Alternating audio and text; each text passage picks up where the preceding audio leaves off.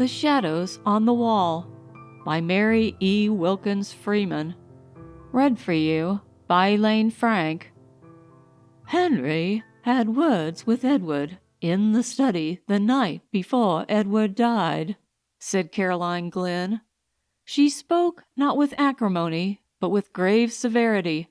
Rebecca Ann Glynn gasped by way of assent. She sat in a wide flounce of black silk in the corner of the sofa, and rolled terrified eyes from her sister Caroline to her sister Mrs. Stephen Brigham, who had been Emma Glynn, the one beauty of the family. The latter was beautiful still, with a large, splendid, full-blown beauty, and she filled a great rocking-chair with her superb bulk of femininity, and swayed gently back and forth, her black silks whispering and her black frills fluttering. Even the shock of death, for her brother Edward lay dead in the house, could not disturb her outward serenity of demeanor. But even her expression of masterly placidity changed before her sister Caroline's announcement and her sister Rebecca Ann's gasp of terror and distress in response. "I think Henry might have controlled his temper when poor Edward was so near his end," she said, with an asperity which disturbed slightly the roseate curves of her beautiful mouth. "Of course he did not know," murmured Rebecca Ann in a faint tone. "Of course he did not know it," said Caroline quickly. She turned on her sister with a strange sharp look of suspicion. Then she shrank as if from the other's possible answer. Rebecca gasped again. The married sister, Mrs. Emma Brigham, was now sitting up straight in her chair. She had ceased rocking and was eyeing them both intently with a sudden accentuation of family likeness in her face. "What do you mean?" she said impartially to them both. Then she, too, seemed to shrink before a possible answer. She even laughed an evasive sort of laugh. "Nobody means anything," said Caroline firmly. She rose and crossed the room toward the door with grim decisiveness. "Where are you going?" asked Mrs. Brigham. "I have something to see to," replied Caroline, and the others at once knew by her tone that she had some solemn and sad duty to perform in the chamber of death. "Oh," said Mrs. Brigham. After the door had closed behind Caroline, she turned to Rebecca. "Did Henry have many words with him?" she asked. "They were talking very loud," replied Rebecca evasively. Mrs. Brigham looked at her. She had not resumed rocking. She still sat up straight, with a slight knitting of intensity on her fair forehead, between the pretty rippling curves of her auburn hair. "Did you ever hear anything?" she asked in a low voice, with a glance toward the door. "I was just across the hall in the south parlor, and that door was open, and this door ajar," replied Rebecca, with a slight flush. "Then you must have." "I couldn't help it." "Everything?" "Most of it." "What was it?" "The old story." "I suppose Henry was mad, as he always was, because Edward was living on here for nothing, when he had wasted all the money father left him." Rebecca nodded, with a fearful glance at the door. When Emma spoke again, her voice was still more hushed. "I know how he felt," said she. "It must have looked to him as if Edward was living at his expense. But he wasn't." "No, he wasn't." "And Edward had a right here, according to the terms of father's will, and Henry ought to have remembered it." "Yes, he ought." "Did he say hard things?" "Pretty hard, from what I heard." "What?" "I heard him tell Edward that he had no business here at all, and he thought he had better go away." "What did Edward say?" "That he would stay here as long as he lived, and afterward, too, if he was a mind to, and he would like to see Henry get him out, and then—" "What?" "Then he laughed." "What did Henry say?" I didn't hear him say anything, but what? I saw him when he came out of this room. He looked mad? You've seen him when he looks so?" Emma nodded. The expression of horror on her face had deepened. "Do you remember that time he killed the cat because she had scratched him?" "Yes." "Don't." Then Caroline re-entered the room. She went up to the stove in which a wood fire was burning. It was a cold, gloomy day of fall, and she warmed her hands, which were reddened from recent washing in cold water. Mrs. Brigham looked at her and hesitated. She glanced at the door, which was still ajar. It did not easily shut, being still swollen with the damp weather of the summer. She rose and pushed it together with a sharp thud, which jarred the house. Rebecca started painfully with a half-exclamation. Caroline looked at her disapprovingly. "It is time you controlled your nerves, Rebecca," she said. Mrs. Brigham, returning from the closed door, said imperiously that it ought to be fixed. It shut so hard. "It will shrink enough after we have had the fire a few days," replied Caroline.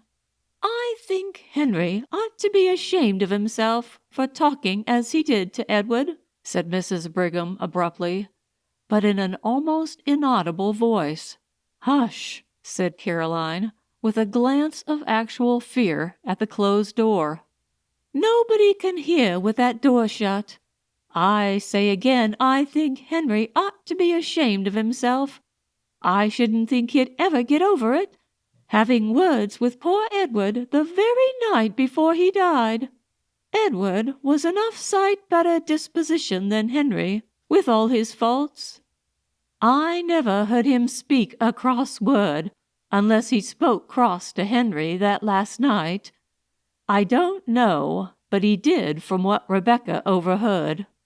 Not so much cross, as sort of soft and sweet and aggravating," sniffed Rebecca. "What do you really think ailed Edward?" asked Emma, in hardly more than a whisper. She did not look at her sister. "I know you said that he had terrible pains in his stomach and had spasms, but what do you think made him have them? Henry called it gastric trouble. You know Edward has always had dyspepsia." Mrs. Brigham hesitated a moment. "Was there any talk of an examination?" said she. Then Caroline turned on her fiercely. "No," she said, in a terrible voice. "No."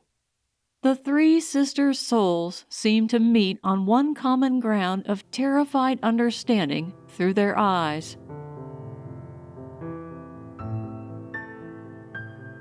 The old-fashioned latch at the door was heard to rattle, and a push from without made the door shake ineffectually. "It's Henry," Rebecca sighed, rather than whispered.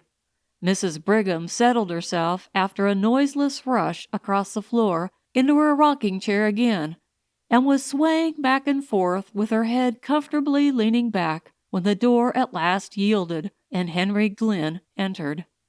He cast a covertly sharp, comprehensive glance at Mrs. Brigham with her elaborate calm, at Rebecca quietly huddled in the corner of the sofa with her handkerchief to her face, and only one small uncovered reddened ear as attentive as a dog's, and at Caroline sitting above a strange composure in her armchair by the stove.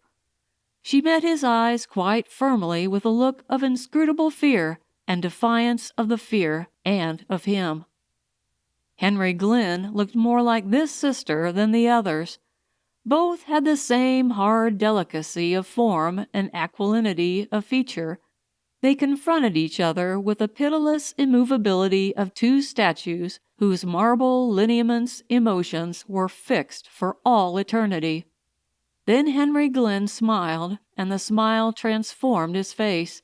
He looked suddenly years younger. An almost boyish recklessness appeared in his face. He flung himself into a chair with a gesture which was bewildering from its incongruity with his general appearance. He leaned his head back, flung one leg over the other, and looked laughingly at Mrs. Brigham. "I declare, Emma, you grow younger every year," he said.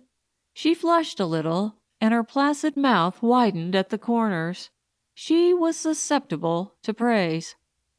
"Our thoughts today ought to belong to the one of us who will never grow older," said Caroline in a hard voice.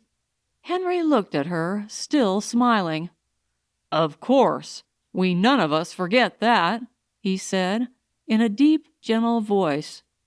"But we have to speak to the living, Caroline, and I have not seen Emma for a long time, and the living are as dear as the dead." "Not to me," said Caroline. She rose and went abruptly out of the room again. Rebecca also rose and hurried after her, sobbing loudly. Henry looked slowly after them. "Caroline is completely unstrung," he said. Mrs. Brigham rocked.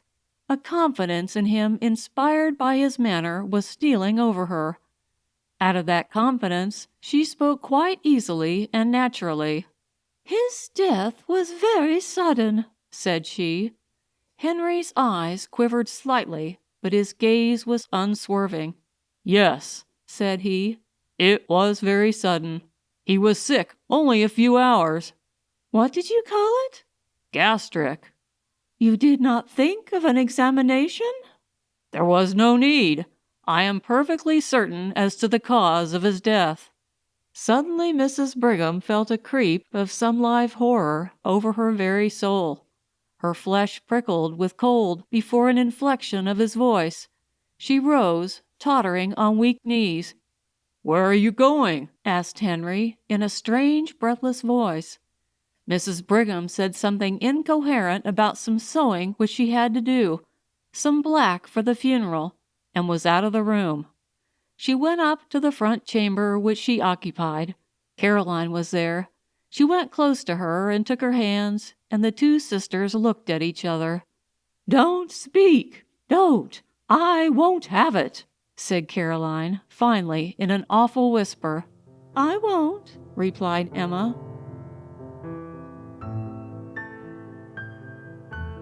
That afternoon the three sisters were in the study.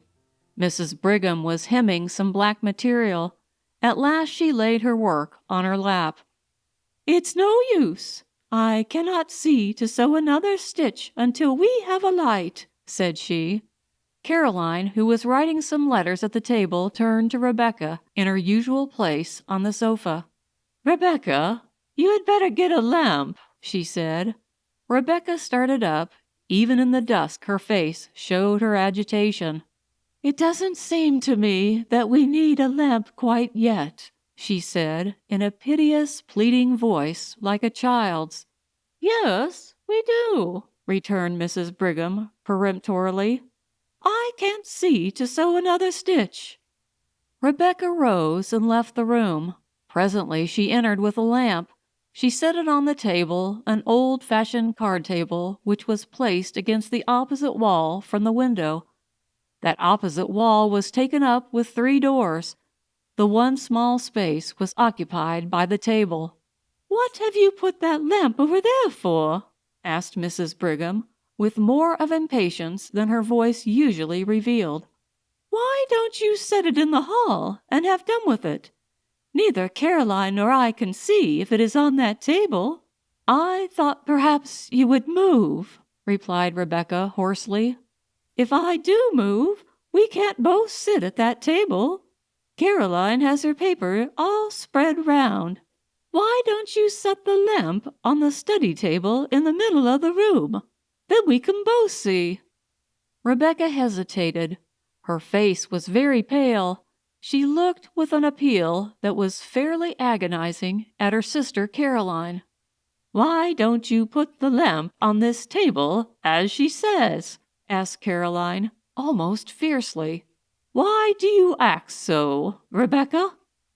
Rebecca took the lamp and set it on the table in the middle of the room without another word. Then she seated herself on the sofa and placed a hand over her eyes as if to shade them, and remained so. Does the light hurt your eyes?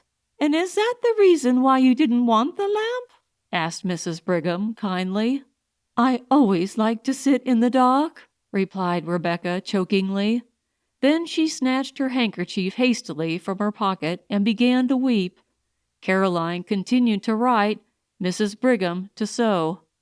Suddenly Mrs. Brigham, as she sewed, glanced at the opposite wall. The glance became a steady stare. She looked intently, her work suspended in her hands. Then she looked away again and took a few more stitches. Then she looked again and again turned to her task. At last she laid her work in her lap and stared concentratedly. She looked from the wall round the room, taking note of the various objects. Then she turned to her sisters. "What is that?" said she. "What?" asked Caroline harshly. "That strange shadow on the wall," replied Mrs. Brigham. Rebecca sat with her face hidden. Caroline dipped her pen in the inkstand. "Why don't you turn around and look?" asked Mrs. Brigham in a wondering and somewhat aggrieved way. "I am in a hurry to finish this letter," replied Caroline shortly. Mrs. Brigham rose, her work slipping to the floor, and began walking around the room, moving various articles of furniture with her eyes on the shadow. Then suddenly she shrieked out, "Look at this awful shadow! What is it? Caroline, look! Look! Rebecca, look! What is it?" All Mrs. Brigham's triumphant placidity was gone. Her handsome face was livid with horror. She stood stiffly pointing at the shadow.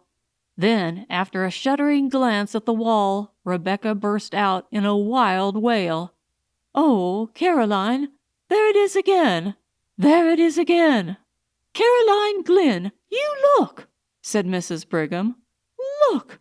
What is that dreadful shadow?" Caroline rose, turned, and stood confronting the wall. "How should I know?" she said. "It has been there every night since he died," cried Rebecca. "Every night?" "Yes, he died Thursday, and this is Saturday. That makes 3 nights," said Caroline rigidly. She stood as if holding her calm with a vice of concentrated will. It looks like," stammered Mrs. Brigham in a tone of intense horror. "I know what it looks like well enough," said Caroline. "I've got eyes in my head." "It looks like Edward," burst out Rebecca in a sort of frenzy of fear. "Only—" "Yes, it does," assented Mrs. Brigham, whose horror-stricken tone matched her sister's. "Only, oh, it is awful! What is it, Caroline?" "I ask you again, how should I know?" replied Caroline. "I see it there, like you. How should I know any more than you?" "It must be something in the room," said Mrs. Brigham, staring wildly around. "We moved everything in the room the first night it came," said Rebecca. "It is not anything in the room." Caroline turned upon her with a sort of fury. "Of course it is something in the room," she said. "How you act! What do you mean, talking so? Of course it is something in the room." "Of course it is," agreed Mrs. Brigham, looking at Caroline suspiciously. "It must be something in the room." "It is not anything in the room," repeated Rebecca with obstinate horror. The door opened suddenly, and Henry Glynn entered. He began to speak, then his eyes followed the direction of the others. He stood staring at the shadow on the wall. "What is that?" he demanded in a strange voice. "It must be due to something in the room," Mrs. Brigham said faintly. Henry Glynn stood and stared a moment longer. His face showed a gamut of emotions: horror, conviction, then furious incredulity. Suddenly he began hastening hither and thither about the room. He moved the furniture with fierce jerks, turning ever to see the effect upon the shadow of the wall. Not a line of its terrible outlines wavered. "It must be something in the room," he declared in a voice which seemed to snap like a lash. His face changed. The inmost secrecy of his nature seemed evident upon his face until one almost lost sight of his lineaments. Rebecca stood close to her sofa, regarding him with woeful, fascinated eyes. Mrs. Brigham clutched Caroline's hand. They both stood in a corner, out of his way. For a few moments he raged about the room like a caged wild animal. He moved every piece of furniture. When the moving of a piece did not affect the shadow, he flung it to the floor.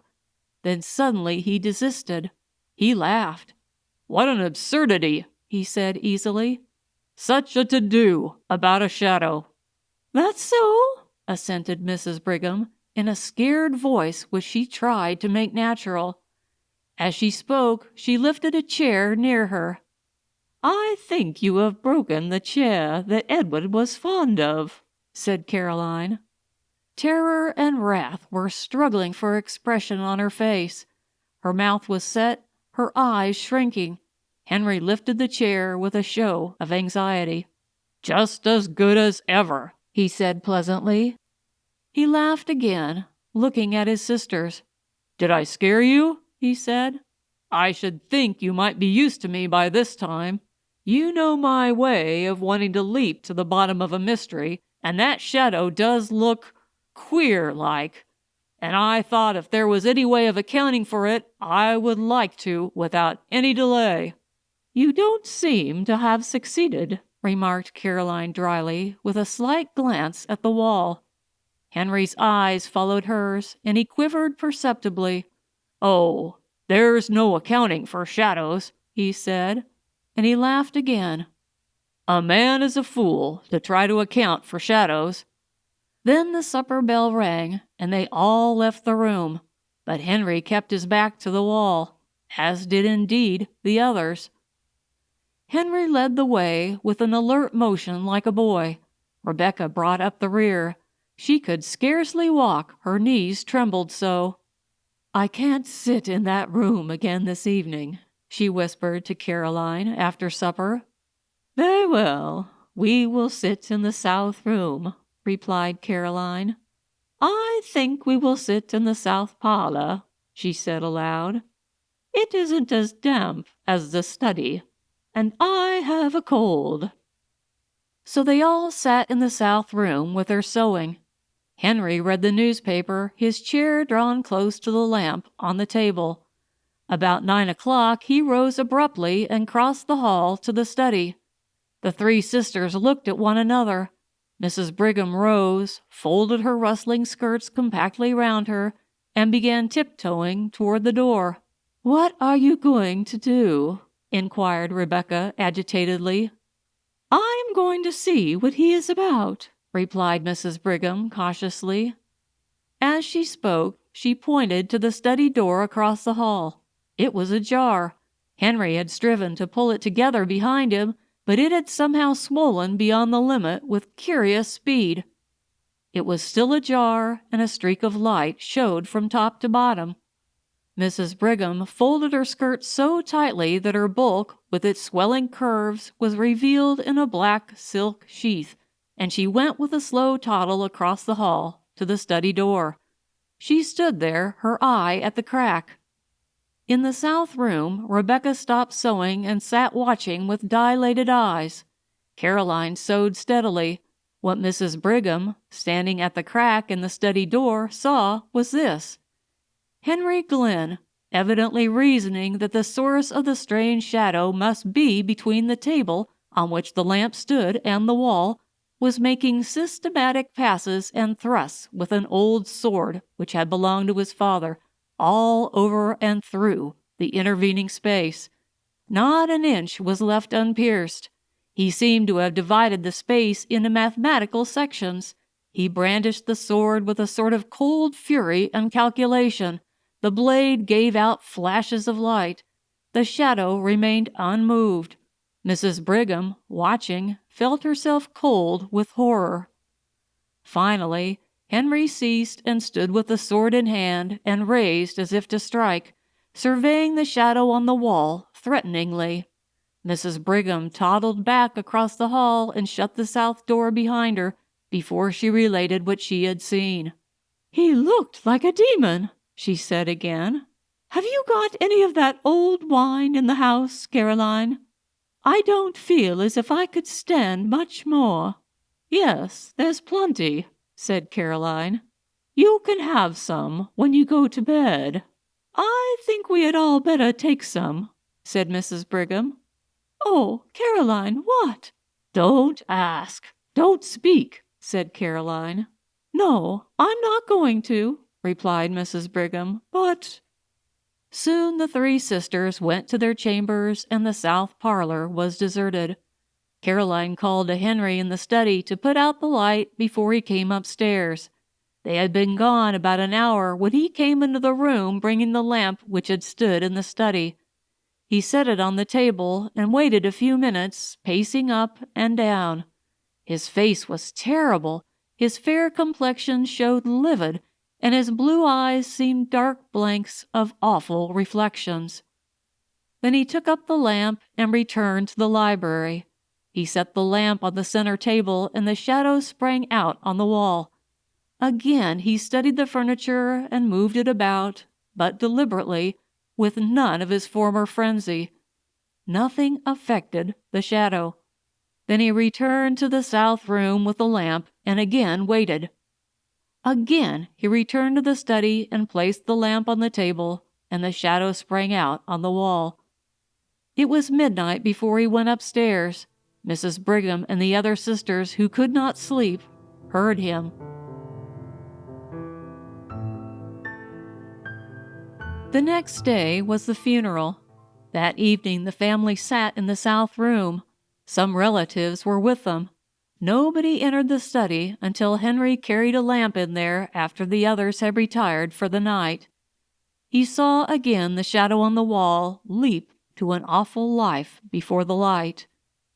The next morning at breakfast, Henry Glynn announced that he had to go to the city for 3 days.